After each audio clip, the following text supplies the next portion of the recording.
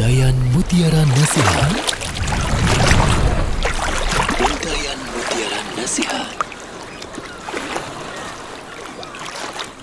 Bismillahirrahmanirrahim. Assalamualaikum warahmatullahi wabarakatuh.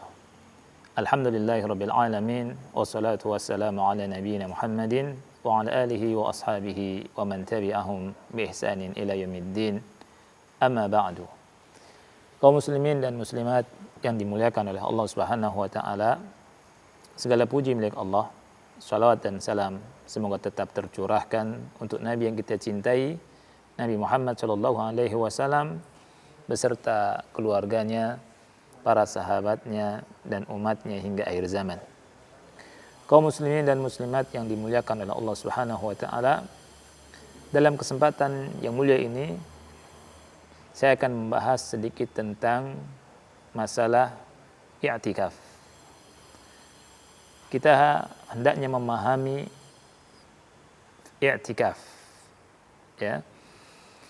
Di 10 hari terakhir bulan Ramadan, Rasul kita sallallahu alaihi wasallam sebagaimana dihabarkan oleh Aisyah radhiyallahu anha,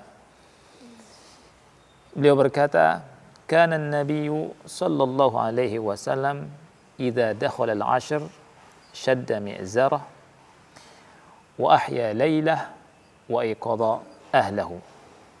Nabi Muhammad sallallahu alaihi wasallam apabila memasuki 10 hari terakhir bulan Ramadan, beliau mengencangkan sarungnya dan beliau menghidupkan malam-malamnya dan beliau membangunkan keluarganya.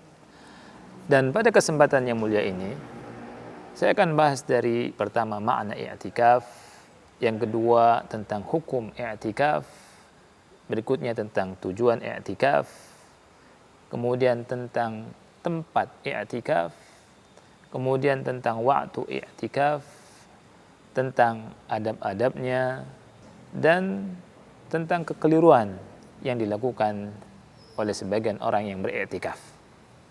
Yang pertama, apa yang dimaksud dengan i'tikaf? Secara bahasa, i'tikaf adalah menetapi sesuatu. Dan secara istilah, i'tikaf adalah luzumul masjidi li ta'atillah.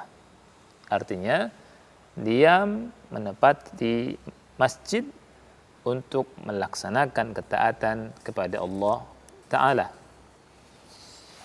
Kemudian yang kedua, apa hukum i'tikaf? Hukum i'tikaf adalah sunnah. Dan ini didasari dengan Al-Quran, hadis dan ijma'. Allah Subhanahu wa taala berfirman dalam surat Al-Baqarah ayat 187, "Wala tubashiruhunna wa antum 'akifuna fil masajid." Janganlah kamu campuri istri kamu sedang kamu beriktikaf di dalam masjid. Rasul kita sallallahu alaihi wasallam sebagaimana dihabarkan oleh Ummul Mukminin Aisyah radhiyallahu anha, beliau mengatakan anna Nabiy sallallahu alaihi wasallam, bahwa Nabi sallallahu alaihi wasallam kana ya'takifu al-'ashr al-awakhir min Ramadan hatta tawaffahu Allah. Beliau beriktikaf di 10 hari terakhir bulan Ramadan sampai diwafatkan oleh Allah Subhanahu wa taala. Tsumma i'takafa azwajuhu min ba'dih. Kemudian istri-istri beliau beriktikaf sepeninggal beliau. I'tikaf juga didasari hukumnya oleh ijma'. Jadi ulama telah berijma' ya bahwa i'tikaf hukumnya sunnah, sebagaimana hal ini dinyatakan oleh Ibnu Al-Munzir. Dan i'tikaf menjadi wajib jika ada seseorang yang bernazar. Misalkan seseorang bernazar untuk beriktikaf, maka hukumnya wajib. Ya. Berikutnya, saudaraku yang dimuliakan oleh Allah Subhanahu wa taala, apa tujuan dari i'tikaf? Maksud dari i'tikaf adalah meluangkan waktu dalam rangka fokus untuk beribadah. Bukan hanya menahan diri tinggal di masjid tanpa melakukan ibadah. Bahkan ya melakukan hal-hal yang justru bertentangan dengan nilai i'tikaf.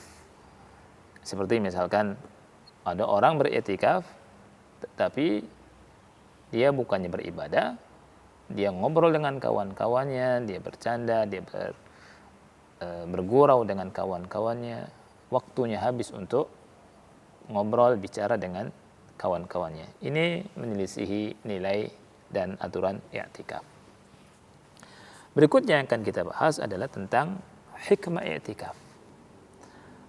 Apa hikmah dari i'tikaf? I'tikaf memiliki banyak hikmah. Ya. Di antaranya yang pertama, seorang mukmin menyibukkan dirinya pada i'tikaf untuk melakukan ketaatan kepada Allah Subhanahu wa taala. Dan dia beribadah kepada Allah dengan berbagai macam bentuk ibadah. Salatnya, puasanya, baca Al-Qur'annya, ya, zikirnya dan lain-lain. Yang dengannya dia mengharap kepada Allah pahala yang besar. Yang kedua, ya, hikmah dari i'tikaf, seseorang bisa menguatkan keimanannya. Ya.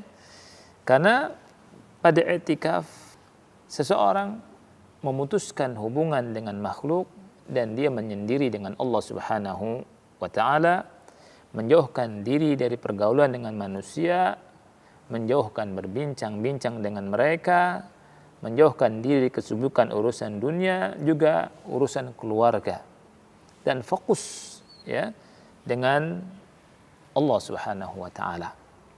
Dan tentunya ini akan menguatkan keimanannya. Kemudian juga seorang yang beriktikaf, dia melazimi tempat yang paling dicintai oleh Allah Subhanahu wa taala. Yang tentunya dengan demikian akan mendatangkan cinta Allah Subhanahu wa taala. Rasul kita sallallahu alaihi wasallam bersabda dalam hadis Abu Hurairah radhiyallahu an, hadis riwayat Muslim, "Ahabbul biladi ila Allahi masajiduha." Tempat yang paling dicinta oleh Allah dalam masjid-masjidnya. Wa abghadul biladi ila Allahi aswaquha. Dan tempat yang paling dibenci oleh Allah adalah pasarnya. Ini diantara hikmah dari hikmah i'tikaf. Kemudian i'tikaf tempatnya di mana? Apakah boleh di rumah, ya, atau di kamar, ya, atau di mana? Tentunya i'tikaf tempatnya di masjid. Bahkan bukan juga mushola rumah. Sebagaimana firman Allah Subhanahu wa taala dalam surah Al-Baqarah ayat 187 yang tadi kita baca, wala tubashiruhunna wa antum aakifuna fil masajid. Janganlah kalian atau janganlah kamu mencampuri istri kamu, ya, sedangkan kamu beriktikaf di masjid. Ini menunjukkan bahwa iktikaf itu tempatnya di masjid. Poin berikutnya yang akan kita bahas adalah waktu i'tikaf, ya. Waktu i'tikaf sebagaimana dijelaskan dalam hadis Aisyah radhiyallahu anha, juga dalam hadis Ibnu Umar, ya, beliau menjelaskan kana Rasulullah sallallahu alaihi wasallam ya'takifu al-ashr al-awakhir min Ramadan. Rasulullah sallallahu alaihi wasallam beriktikaf di 10 hari terakhir bulan Ramadan. Jadi i'tikaf itu di 10 hari terakhir di bulan Ramadan. Adapun adab-adab yang harus diperhatikan oleh siapapun yang beriktikaf, maka hendaknya dia tahu adab-adabnya, ya, sebagaimana disebutkan oleh para ulama. Di antaranya adalah dia harus, yakni, betul-betul mengikuti sunnah Rasulullah sallallahu alaihi wasallam dalam beriktikaf, ya. Dia harus konsen melakukan ketaatan kepada Allah Subhanahu wa taala, yakni dianjurkan untuk konsen dia beribadah kepada Allah Subhanahu wa taala seperti salat, membaca Al-Qur'an, berzikir dan yang lainnya. Dan seorang yang beriktikaf tidak boleh keluar dari masjid kecuali memang kalau ada perkara yang harus membuatnya keluar. Ya, seperti misalkan dia iktikaf di masjid tersebut tidak ada yang menyiapkan makanan, ya, maka dia keluar ke rumah untuk makan, minum. Habis itu setelah buka dan setelah sahur dia kembali lagi ke masjid untuk beriktikaf. Dan ingat juga tidak boleh bercampur dengan istri ketika berpulang atau pulang ke rumah bertemu dengan istri dan keluarga. Allah ingatkan, wala tubasyiruhunna wa antum aakifuna fil masajid. Jangan gauli istri, jangan campuri istri sedangkan kamu sedang beriktikaf di masjid. Kemudian saudara-saudaraku yang dimuliakan oleh Allah Subhanahu wa taala, ada beberapa kekeliruan yang ingin saya sampaikan dalam kesempatan yang mulia ini.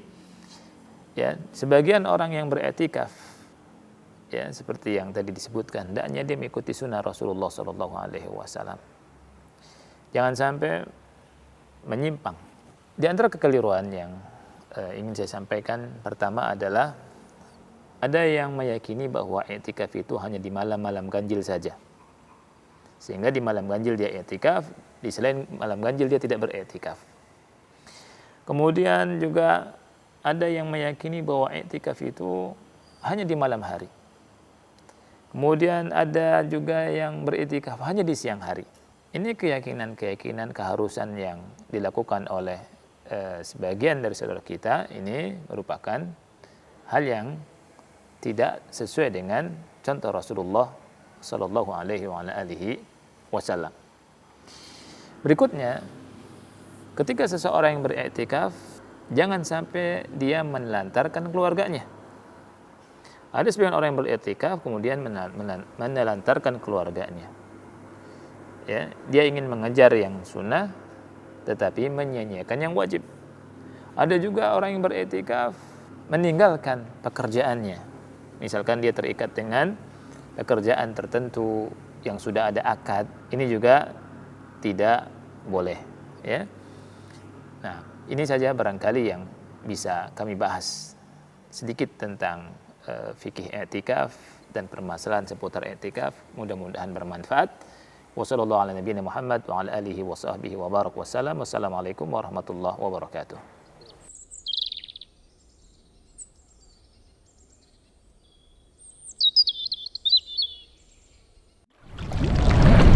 Untayan Mutiara Nasihat. Untayan Mutiara Nasihat.